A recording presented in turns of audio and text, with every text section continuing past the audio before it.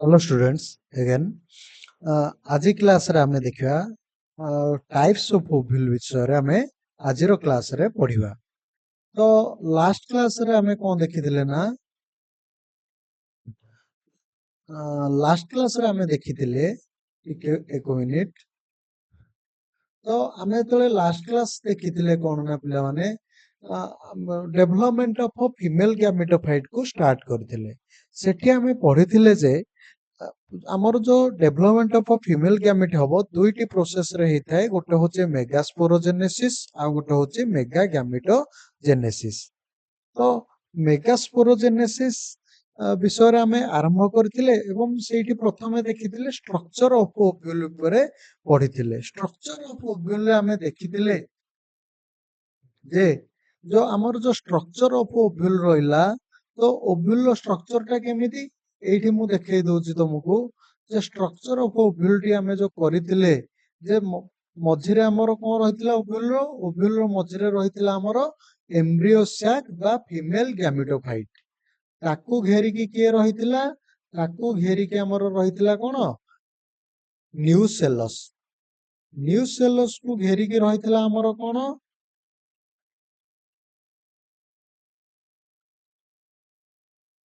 Inner integument आ inner integument को घेरी के रहितला हमर के ना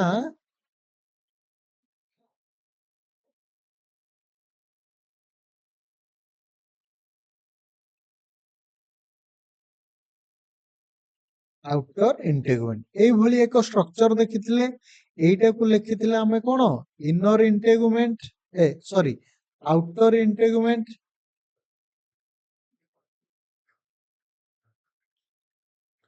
ता तळ लेयर टी हमर थिला कोन इनर इंटेगुमेंट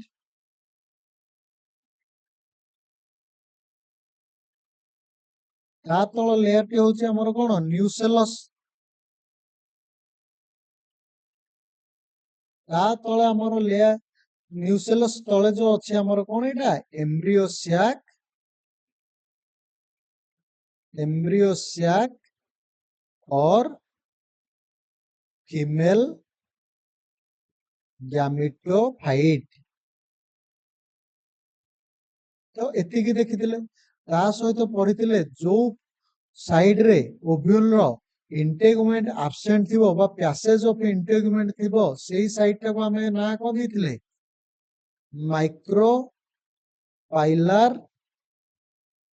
माइक्रोपाइलर एंड और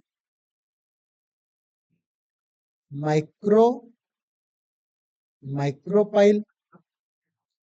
ओ एवं micropylar end row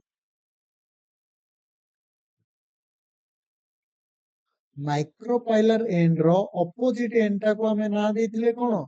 चालाजाल and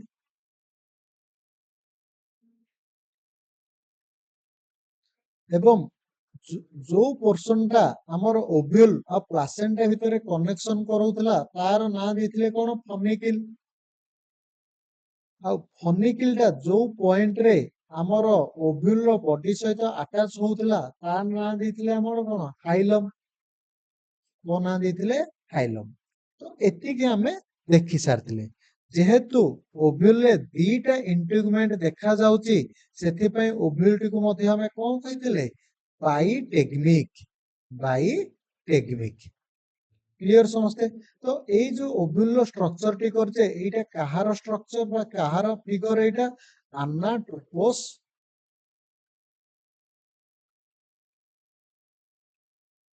ovule रो और एनाट्रोपोस ओव्यूल टा पिले कोन से कहउची ना मोस्ट कॉमन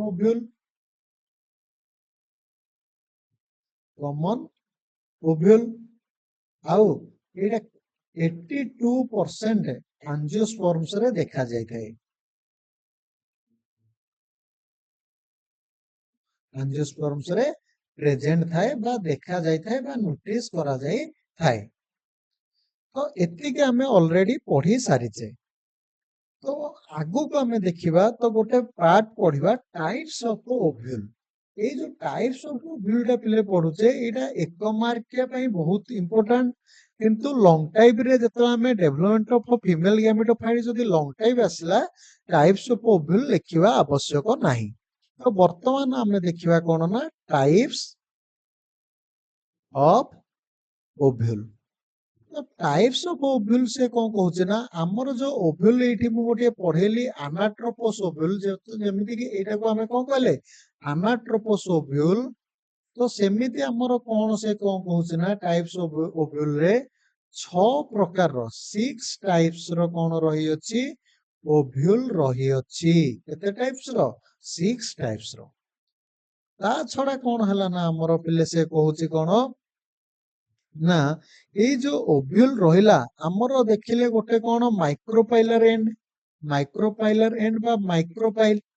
माइक्रोपाइल माने कोन सेठी इंटेगुमेंट एब्सेंट अछि आउटर इंटेगुमेंट आ इनर इंटेगुमेंट दीटा को कोन अछि एब्सेंट अछि। क्लियर समझते आउ गोटे स्ट्रक्चर देखिले जोटा ओव्यूल आउ प्लासेंटा भितर कनेक्शन करूची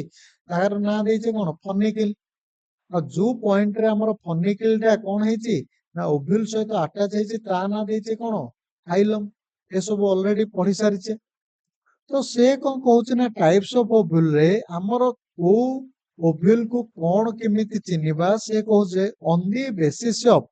से कोन कहूची टाइप्स ऑफ ओव्यूल केमिति हमें डिफरेंट ओव्यूल को डिफरेंट नेमिंग देइचे कोन ना on the basis of relative position of relative position of कौन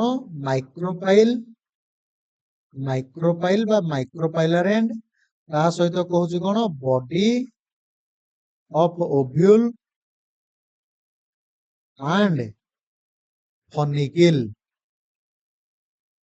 कौन फनिकल को देखिकी रिलेटिव पोजीशन को देखिकी हमें ओव्यूल को केते टाइप रे भाग करछे 6 टाइप रे भाग करियछे। There are 6 types of there are कोन लिखि परिबा एठी there are 6 types of ovule. तो कौन कौन प्रथम टाइप टी जो हमें देखिबा सेटा होची कोन देखिबा एठी ऑर्थोट्रोपोस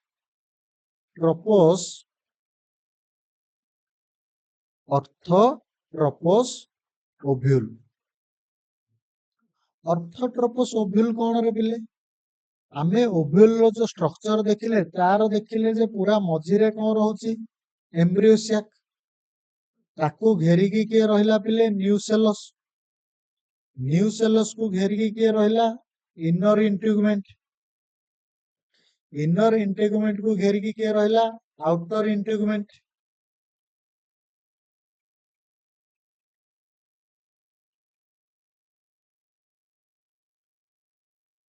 बुझी परलो। तो तुम देखो इंटेगुमेंट जो साइड रे हमर एब्सेंट अछि सेही साइड टा को हमें कोन कहले माइक्रोपाइल और ता ना देइचे कोन माइक्रोपाइलर एंड। तो एठी एइटा हे गला हमर कोन माइक्रोपाइलर एंड जेहेतु इंटेगुमेंट कोन अछि एब्सेंट अछि आ माइक्रोपाइलर एंड रो जस्ट ऑपोजिट एंड टा कोन हे गला हमर चालाजाल एंड। ଆଉ ଏଇଠି ହଉଛି ଆମର କଣ ଫନିକିଲ। तो ताहले देखिलो पिले ऑर्थोट्रोपोस ओव्यूल रे से कोन कहूची ना जेतले माइक्रोपाइलर एंड चालाजाल एंड आउ फनिकिल गोटिए स्ट्रेट लाइन रे रहबे गोटे स्ट्रेट लाइन रे रहना आंती गोटिए स्ट्रेट लाइन रे रहबे बा तांको भितर एंगल टा कोन हबो 0 डिग्री हबो। से कोन कहूची ऑर्थोट्रोपोस ओव्यूल रे कोन होची ना माइक्रोपाइल चालाजाल एंड आउ कौन ना हमर फनिकिल जो अछि lies in a straight line गोटिए स्ट्रेट लाइन रे रहबे स्ट्रेट लाइन रे रहले बोले तांको एंगल रे केते हबो एंगल टा हि जो हमर कोन 0 डिग्री। तो सेई कंडीशन टा को रहिले से ए कंडीशन टा रे ओव्यूल रहिले सेई ओव्यूल टा को कोन कहबा हमें ऑर्थो ऑर्थोट्रोपस ओव्यूल क्लियर आउ ए ऑर्थोट्रोपस ओव्यूल कोन ना पिले ए ऑर्थोट्रोपस टा होची कोन ना मोस्ट प्रिमिटिव ओव्यूल एटा क्वेश्चन आसे पिले एटा होची इंपोर्टेंट स्टार मार्क कर दियो जे मोस्ट प्रिमिटिव ओव्यूल जदि क्वेश्चन आसला एक मार्क रे हमर आंसर कोन हबो ऑर्थोट्रोपस ओव्यूल क्लियर तो तापर हमर आसुची कोन ना ऑर्थोट्रोपस ओव्यूल पर आसी गला हमर नेक्स्ट पढिबा हमर कोन 6 टी टाइप भितर गोटे टाइप पढि सारले द्वितीय टाइप रे होची कोन अनाट्रोपस ovule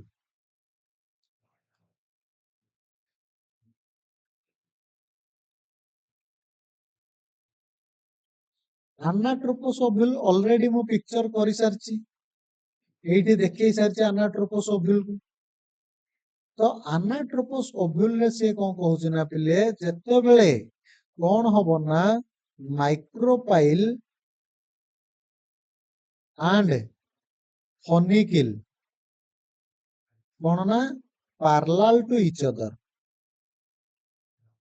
parallel to each other माने तांको भितरे पैरेलल माने एंगल रे केते हबो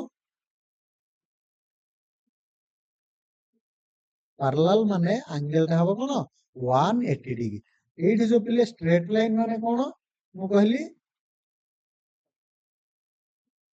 स्ट्रेट लाइन माने एठी सॉरी टिके उल्टा कहि देली मु स्ट्रेट लाइन माने हमर कोन हबो एंगल टा हबो हमर कोन ना 180 डिग्री हबो गोटी स्ट्रेट लाइन रे रहले हमर एंगल टा कोन हबो 180 डिग्री हबो एठी जो कहली हमर कोन हबो पैरेलल रे रहले हबो हमर कोन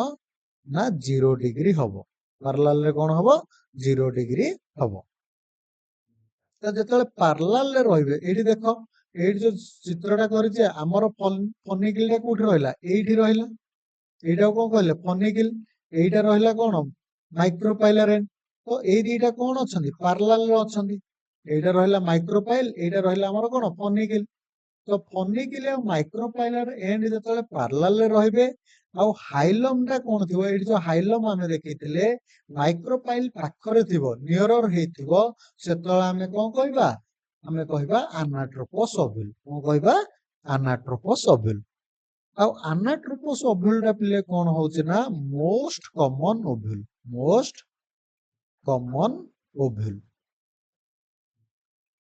बुझी परलो तो हमर रहला गोटे ऑर्थोट्रोपस आ गोटे रहला हमर कोन अनाट्रोपस ओव्यूल रो चित्र ऑलरेडी करि सारचे तापर नेक्स्ट थर्ड टा होउची हमर कोन ना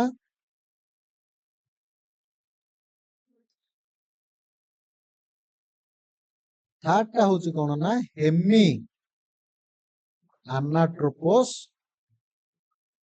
ओव्यूल कोन रहला हमर हेमी अनाट्रोपस ओव्यूल तो हेमी अनाट्रोपस ओव्यूल कोन बा केमिति तार डायग्राम हेथिबो टिके भाबो टिके हेमी अनाट्रोपस ओव्यूल काहा को कहबा तो हेमी अनाट्रोपस ओव्यूल सेतो बेले जाई के हमें कहिबा जेतो बेले कोन हबो ना हमर काहा काहा नै के हमें देखुचे ओव्यूल रो पोजीशनिंग डिसाइड करचे काहा काहा नै के विषय ओव्यूल रो पोजीशनिंग डिसाइड करचे हमर माइक्रोपाइल आ फनिकिल आ चालाजालाइन आ बॉडी ऑफ ओव्यूल को देखि के हमें पोजीशनिंग डिसाइड करछु तो हेमी अनाट्रोपस ओव्यूल रे कोन कहउचे ना एटा 0 डिग्री को बा और रे मध्ये लिखि परिया जदि एंटी पैरेलल कंडीशन नबा 180 डिग्री भी हेई परिबो तो एठी कहउची माने एमिदि नहले मने रखिया जे पैरेलल टू ईच अदर गोटे ईयर थिबे तो से आउची कथा तो हेमी अनाट्रोपस कोन कहउची ना पिले से कहउची जेते बेले हमर कोन होउची ना एटा रहि गला कोन हमर मझिरे रहि जियो कोन एम्ब्रियो सैक का फीमेल गैमेटोफाइट ताकू घेरी की के रहि गला हमर न्यूसेलस को घेरी की के रहि गला हमर इनर इंटेगुमेंट को घेरी की के रहइबो हमर आउटर इंटेगुमेंट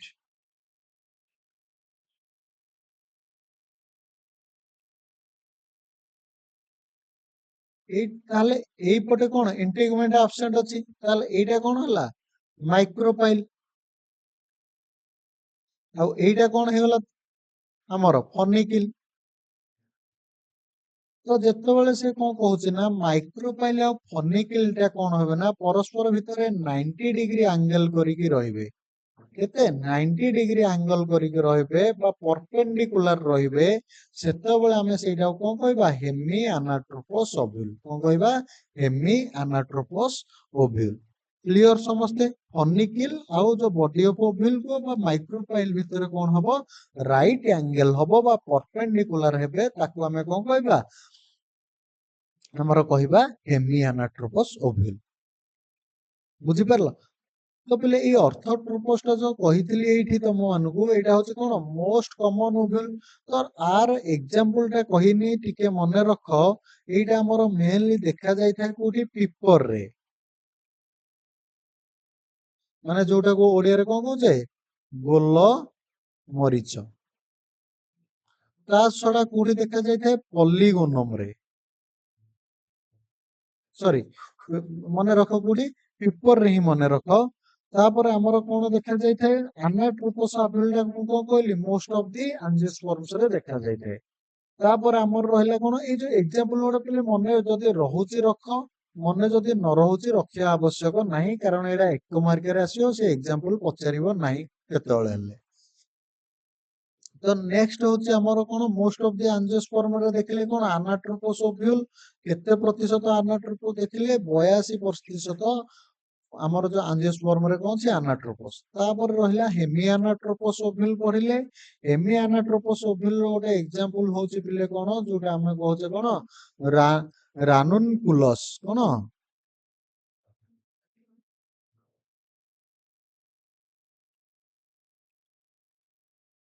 रानुनकुलस बोली गोटे प्लांट अछि सेइथरे कोन देखा जाउची हेमी एनाट्रोपस ओव्यूल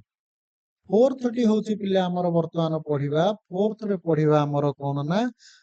कैम्पाइलोट्रोपस ओव्यूल कोन पढिबा 4 नंबर रे कैम्पाइलोट्रोपस ओव्यूल कैम्पाइलोट्रोपस ओव्यूल ले कोन कंडीशन देखिया ना पिले जेमिति हमें हेमी एनाट्रोपस रे देखिले कोन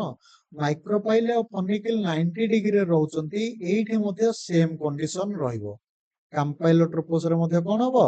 सेम कंडीशन रहिबो हमर कोन हे गला एटा हे जिवो कोन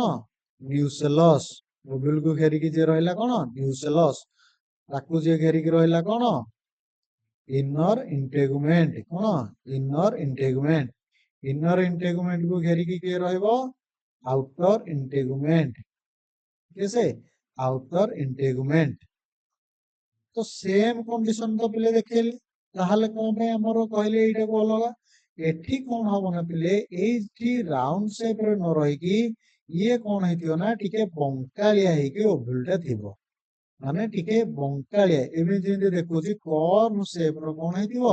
ओव्यूलटा हेतियो पूरा राउंड शेप रो नै कि गोटे जगह रे कोन हेतियो कर्व शेप हेतियो तो एई पोर्शन टा एमिति देखा जिवो नाही कर्व शेप रो जेतो ओव्यूलटा माने एम्ब्रियो सैक टा थिबो एटा कोन एम्ब्रियो सैक पता कोन कहूचे और फीमेल गैमेटोफाइट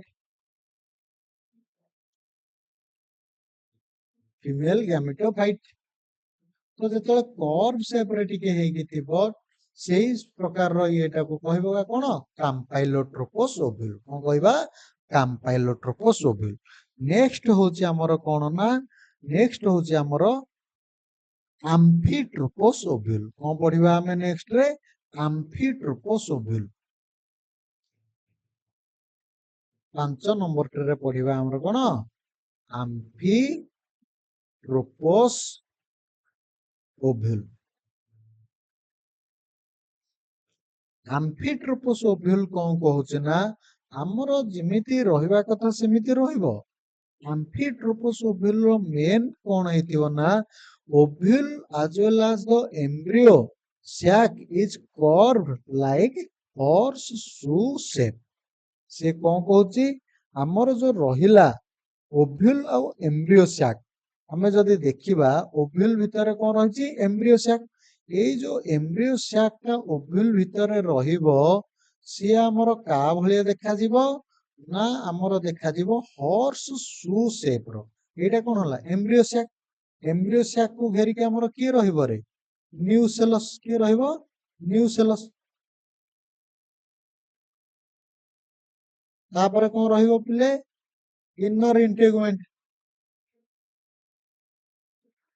तापर किए रहिबो रे आउटर इंटेगुमेंट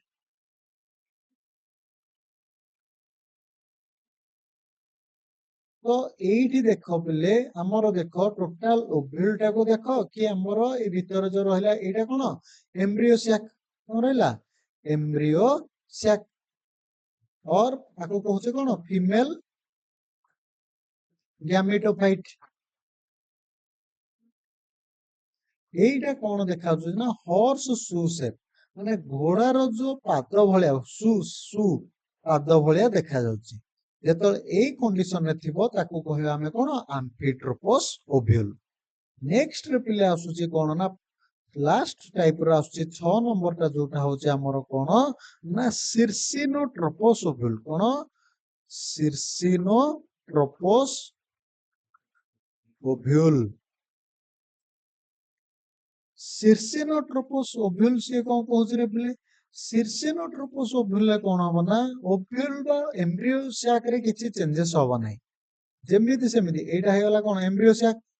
सैक को घेरी के रहला न्यूसेलस न्यूसेलस को घेरी के रहला के इनर इंटेगुमेंट को घेरी के रहला आउटर इंटेगुमेंट तो ए जो इन आउटर इंटेगुमेंट टा कोन ना पिले गोटे 360 डिग्री रो रोटेशन नै जिवो केते डिग्री रो रोटेशन नै जिवो 360 डिग्री रो गोटे रोटेशन नबो बा फनिकिल टा एठी कोन होई जे हमर कथा फनिकिल स्टार्ट हो कथा ए फनिकिल टा देखो कोन होई जे ना गोटे रोटेशन नै छि पूरा पूरा रोटेशन हेई कि 360 डिग्री रो गोटे रोटेशन नै थिबो सेही समय रे हमें सेही प्रकार रो किए फनिकिल टा एलोंगेटेड हेतिबो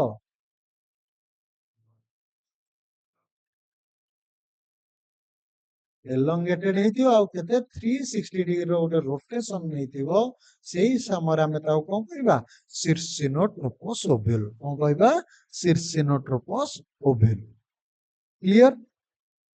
तो ए थिला हमर कोन ना टाइप्स ऑफ ओव्यूल केते भाग रे भाग कले 6 भाग रे को बेसिस रे on the basis of micropyle body of ovule और फनिकिल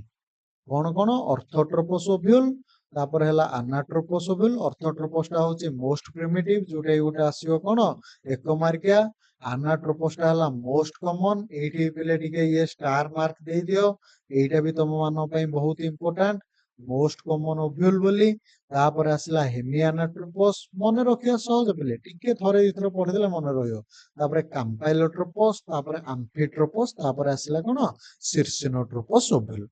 ये गला हारी तमरो ओव्यूल रो टाइप्स ऑफ ओव्यूल किंतु एटा पिले केवल एक मार्किया पई इंपोर्टेंट ए छटा को किंतु ये केतल हेले लॉन्ग टाइम रे हमरो जदी डेवलपमेंट ऑफ फीमेल गैमेटोफाइट आसिला लॉन्ग टाइम रे टाइप्स ऑफ ओव्यूल मेंशन करबा दरकार नाही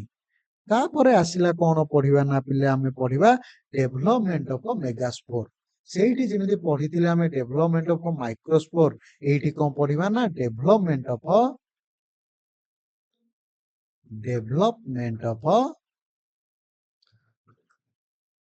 megaspore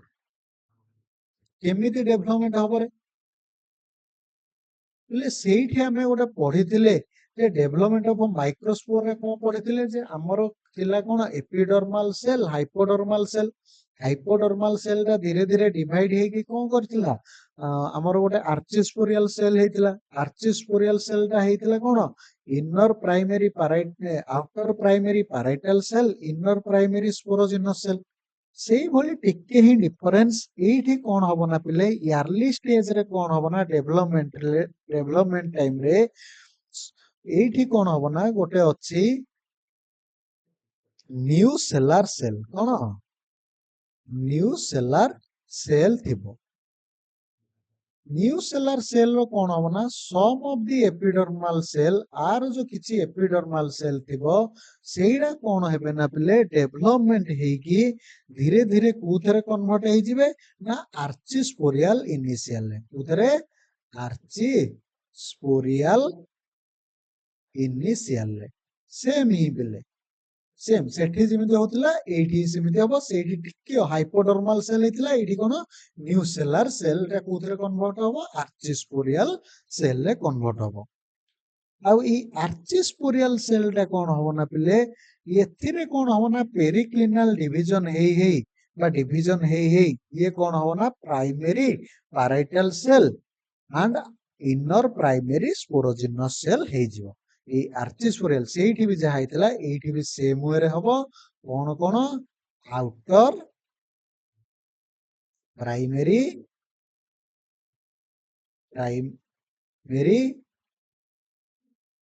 parietal cell outer primary parietal cell आउ गोटे हबो कोन ना inner primary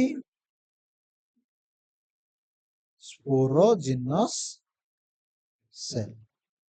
clear clear outer primary parietal cell inner primary sporogenous cell ले डिवाइड हे जिवो तापर से कोन कहउछ ना ए जो रहिला आउटर प्राइमरी पैराइटल सेल दा डिवाइड और रीडिवाइड हे की फॉर्मेशन कोन करयो तमरो न्यू सेलस कोन फॉर्मेशन करयो न्यू सेलस तापर से कोन कहउछ ना ए जो इनर प्राइमरी स्पोरोजिनस सेल दा सेठी हमर जेंति पढिथिले हमर सेठी इनर प्राइमरी स्पोरोजिनस सेल कोन आसला माइक्रोस्पोर मदर सेल एठी किंतु डेवलपमेंट कोन हबो मेगास्पोर मदर सेल और एटा कोन हितियो पिले डिप्लॉयड नेचर रहितियो एटा भी कोन हितियो डिप्लॉयड नेचर रहितियो ताले को प्रोसेस रे एटा हबो माइटोसिस कोन हबो माइटोसिस तापरे मेगास्पोर मदर सेल पिले कोन हबो ना मेगास्पोर मदर सेल कोन हबो ना हमरो धीरे धीरे कोन हबो ना डिवाइड हबा आरंभ हबो आ मेगास्पोर मदर सेल धीरे धीरे डिवाइड हबा आरंभ हबो आ डिवाइड हेकी कोन हबो ना को प्रकार डिवीजन करिवो मियोसिस आ मियोसिस करिके कोन हबो ना मेगास्पोर फॉर्मेशन करिवो कोन फॉर्मेशन करिवो मेगास्पोर फॉर्मेशन करिवो ताले गोटे megaspore mother cell row केतुडा megaspore आसीओ रे चारिटा केतुडा चारिटा मेगास्पोर आ एठी जेतु पिले मियोसिस हैला मियोसिस रे ताले कोन हे जो हेटा मेगास्पोर रो हैप्लॉइड हे जो कोन हे जो हैप्लॉइड एडा कोन थिले डिप्लॉइड आ एडा कोन हे गले पिले हैप्लॉइड मेगास्पोर कोन हे गला हैप्लॉइड क्लियर समझते तो से कोन कहउछ ना टिके देखि दबा पिले मेगास्पोर केमिति हमर हैला हमर देखो कोन ना हमर कोन अछि हमर एटा का भीतर चलछि ओव्यूल भीतर चलछि ओव्यूल भीतर कोन हबो ना पिले गोटे मन करो एटा थिला कोन एटा होछि कोन हमर मेगास्पोर मदर सेल ताकू घेरी की के रहइबो रे न्यू सेलस के रहइबो न्यू सेलस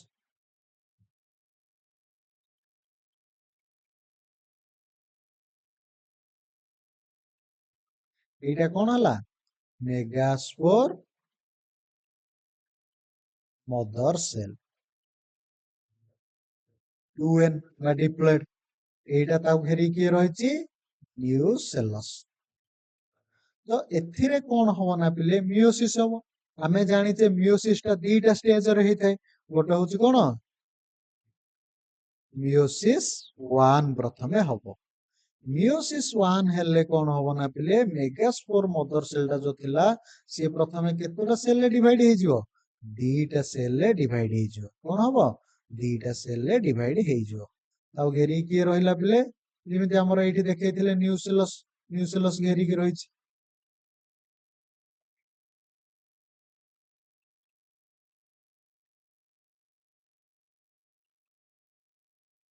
क्लियर क्लियर तो मियोसिस 1 पिले परे हमें जानि छे मियोसिस ता हमर केतना प्रोसेस रे दीटा प्रोसेस रे मियोसिस ता कोन ମିଓସିସ୍ ଟା ହଉଛି ଆମର କଣ ଦିଟା ପ୍ରୋସେସ, ଗୋଟେ ହେଲା କଣ ମିଓସିସ୍ 1 ଆଉ ଗୋଟେ ହେଲା କଣ ମିଓସିସ୍ 2। ସେଲ୍ ସାଇକେଲ ଆମେ ପଢିଛୁ ଅଲରେଡି ଫାର୍ଷ୍ଟ ଇୟର ରେ। ତ ମିଓସିସ୍ 1 ରେ କଣ ହେଇଥାଏ ନା ପିଲେ, ଡିପ୍ଲଏଡ୍ ସେଲ୍ ଗୁଡାରେ ଆମର ରିଡକ୍ସନ ଡିଭିଜନ ହେଇକି ହାପ୍ଲଏଡ୍ ସେଲ୍ ଅଲରେଡି ହେଇଯାଇଥାଏ। କିନ୍ତୁ ମିଓସିସ୍ 2 ଟା ହଉଛି ପିଲେ କଣ ନା ଇକ୍ୱାଲ ଟୁ, ଆମେ ଜାଣିଛେ କଣ ଇକ୍ୱାଲ ଟୁ ମାଇଟୋସିସ୍। ମାନେ ଏଠି ସେଲ୍ ଡିଭିଜନ ହବ କିନ୍ତୁ ଆଉ କଣ ପ୍ଲଏଡ୍ ଲେବୁଲ କମିବ ନାହିଁ। ତ ଏଠି ମିଓସିସ୍ 1 ସରିଛି, ତାପରେ କଣ ହବ ପିଲେ ମିଓସିସ୍ 2।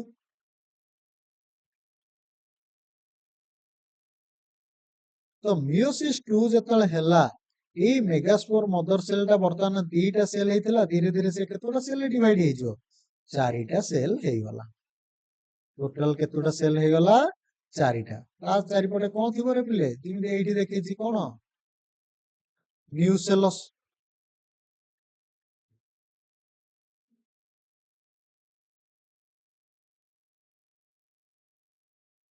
କ୍ଲିୟର, ଡଟ୍ ଦେଇଦବା ପିଲେ ନ୍ୟୁସେଲସ୍ ହେଇଗଲା।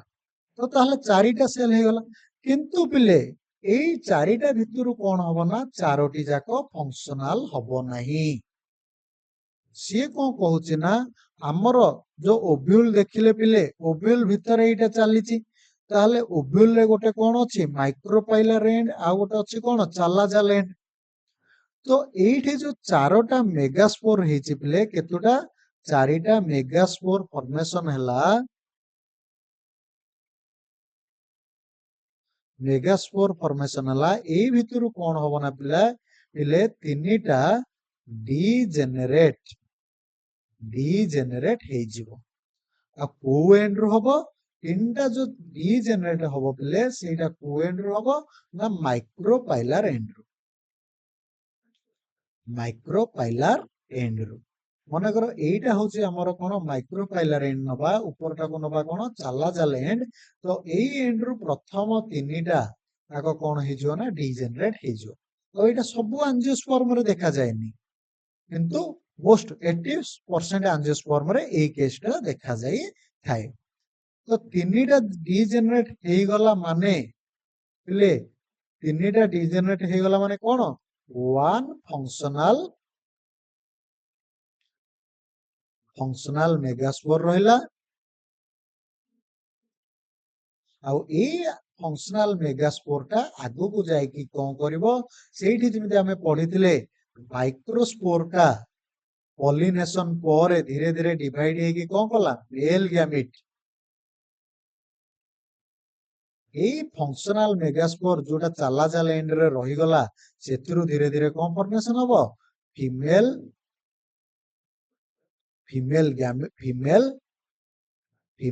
ଗ୍ୟାମିଟୋଫାଇଟ। ଆଉ ଏଇ ଫିମେଲ ଗ୍ୟାମିଟୋଫାଇଟ ଭିତରେ କଣ ଥିବ, ଫିମେଲ ଗ୍ୟାମିଟୋଫାଇଟ ବା ଏମ୍ବ୍ରିଓ ସ୍ୟାକ, କଣ ଏମ୍ବ୍ରିଓ ସ୍ୟାକ। ଆଉ ଆ ଭିତରେ ଥିବ ଆମର କଣ ଫିମେଲ ଗ୍ୟାମିଟ। କଣ ଥିବ ଫିମେଲ ଗ୍ୟାମିଟ। ଆଉ ଏଇଠୁ ଯୋଉ ଏଇ ପ୍ରୋସେସଟା ହଉଛି, ଆମେ କଣ ପଢିବା मेगा गैमिटोजेनेसिस और ताऊ कौन कहते मैक्रो गैमिटोजेनेसिस। एतिकी हमें पढ़िबा। तो नेक्स्ट क्लास रे हमें इठू स्टार्ट करिबा जे केमिति हमरो मेगा गैमिटोजेनेसिस होउची। हमें ई जाय को पढ़ी देले डेवलपमेंट ऑफ फीमेल गैमिटी बा मेगास्पोर रो केमिति डेवलपमेंट होउची पढ़ी देले, आउ को प्रोसेस रो होउची पढ़ी देले। ता परे पढ़िबा कोन मेगा गैमिटोजेनेसिस। तो धन्यवाद समस्त को। जदि ए क्लास टी इंफॉर्मेटिव लागुची तो लाइक करो, शेयर करो, और जदि किछि बुझी परलोनी मध्य कमेंट करो, एवं तुम्हारो समस्त सांग साथी मानक सहित शेयर भी करो और सब्सक्राइब भी करो। धन्यवाद।